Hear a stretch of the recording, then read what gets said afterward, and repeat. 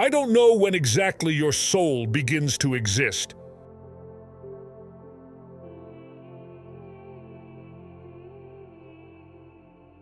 Your soul is pure energy and is a formless, weightless, odorless, grayish blob in most cases. Your soul is constantly inside you while you're awake, and it leaves every night when you sleep. There are many forms of energy found in the physical world, in addition to light, sound, etc.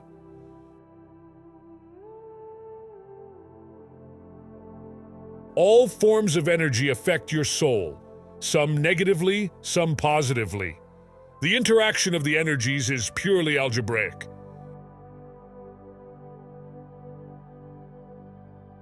Your soul starts off with an overall energy level of 0, and as you progress through the day, positive energy adds positive numbers to the total, and negative energy adds negative numbers.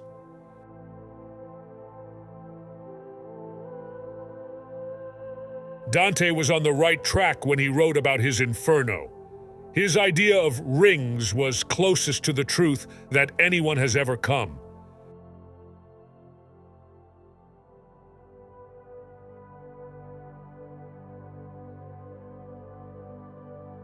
The afterlife, as Dante's hell describes, is divided into rings, or layers, 7 of them to be exact. Each layer is different from the rest,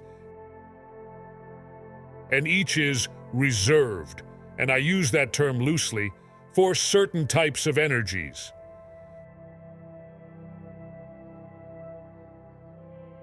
Some layers of the afterlife have certain characteristics that are extremely unique to only those specific layers.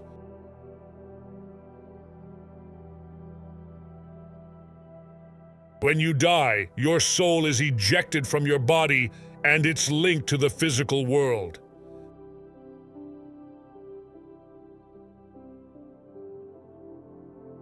Since energy can only be created in the physical world, your soul can no longer absorb anything.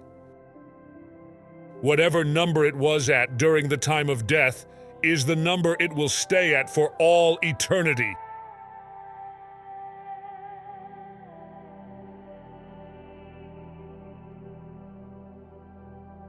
This number determines the layer you are assigned to in the afterlife. However, your soul is not necessarily stuck in that one layer forever. You may freely move to lower layers at any time and then rise back up. But you cannot rise to a higher layer than that which you were first assigned. I'll briefly explain the layers for you.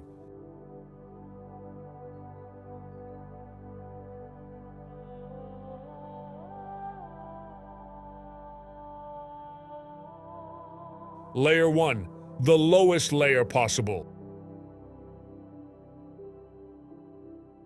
This is the only layer that overlaps with the physical world. Ghosts are merely spirits with very low energy levels. They are trapped in the first layer, and occasionally they will appear visible to those in the physical world. Sometimes it's intentional. Sometimes it's accidental. Many spirits trapped in this layer are unaware they are dead. This layer is modeled exactly after the physical world. All the scientific laws hold true. It even has gravity. But this world is not without exception. There are a few spirits that actually realize they have died and that conventional rules no longer apply to them. These are the ghosts that levitate chairs and whatnot. Remember that the physical world overlaps with the first layer of the afterlife. And just as it's possible to go from the afterlife to the physical world, You can likewise go from the physical world to the afterlife.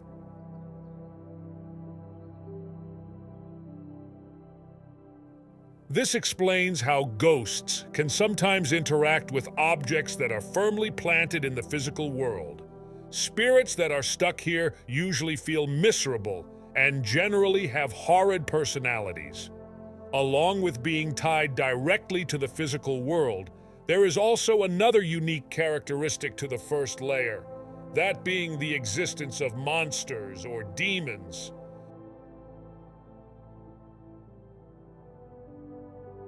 There are horrible, hellish creatures that dwell in the first layer, and they actually are deadly in a sense. Yes, the dead can die again. Your first death is merely your body ceasing to function. The cells grow too old to operate properly, and they just shut down. For all your soul knows, you just went to sleep. It has no consciousness. Only the demons of the first layer possess the ability to truly kill you.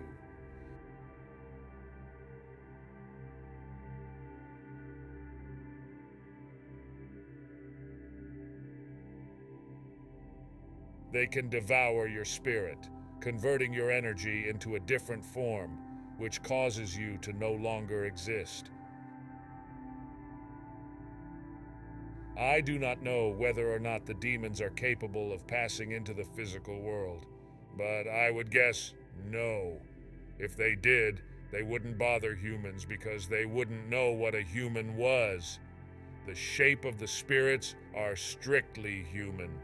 Since 99% of the spirits do not know they are dead, they believe they should still look the same as they did when they died.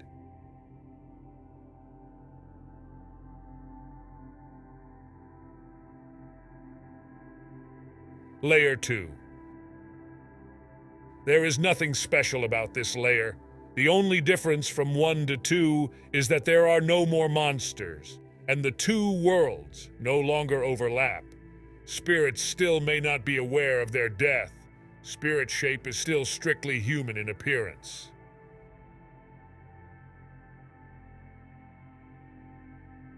Layer 3.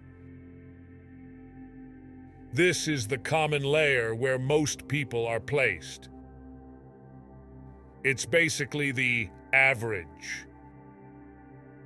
It's still an exact copy of the physical world, except more people are aware of the fact that their bodies have died.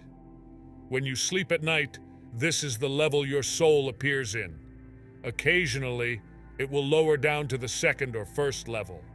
The demons in the first level are responsible for most of the creatures you see in your nightmares. Those figments of your imagination are, in fact, quite real. The third layer, being the average, is the most crowded of all the layers. If I had to guess, I would say between 75% and 90% of all spirits are contained within it. The third layer also has guides that help you adjust to your new life. If you visit this place while your body is still alive, and you can force your consciousness over to your spiritual body, you can talk to these guides yourself.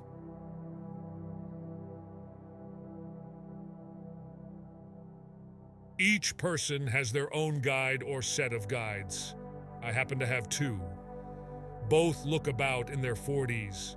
The guides are extremely friendly and enlightened. They will answer any questions you might have, and they will show you around. Supposedly, your guides are always available to you, even while you're living in the physical world. As long as you can switch to your spiritual body, you can call on them at any time.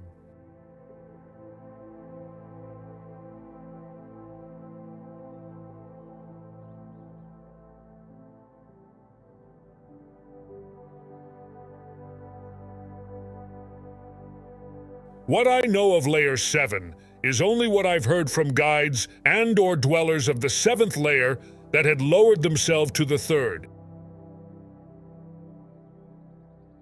Beings of the seventh layer are no longer just blobs of gray matter. They are pure light. They have no form at all. It's almost impossible to explain.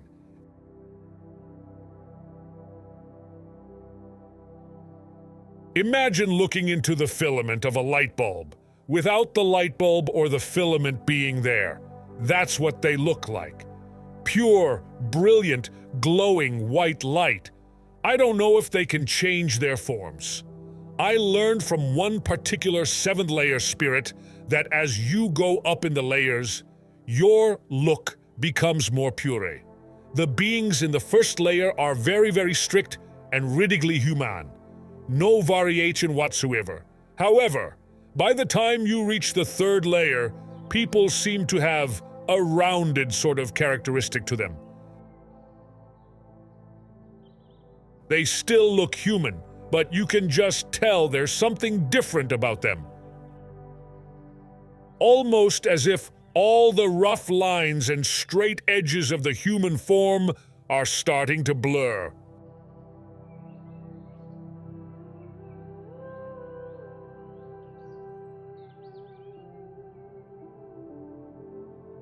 Apparently, your spirit changes depending on the amount of energy it possesses.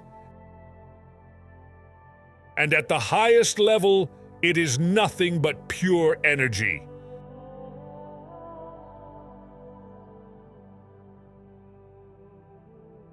You have complete understanding of everything. Everything is clear to you. Supposedly, you also feel happy all the time. It was described to me as the feeling you get the first time you actually connect with someone who you love and who loves you back. It's supposed to be like that butterfly feeling, but also a mix of other feelings.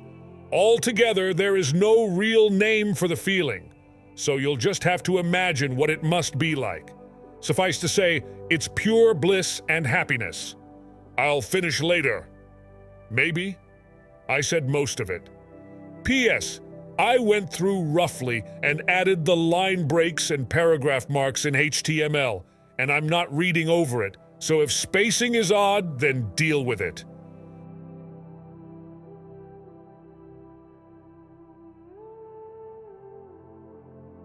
There may be errors in spelling as well since it was typed in Notepad.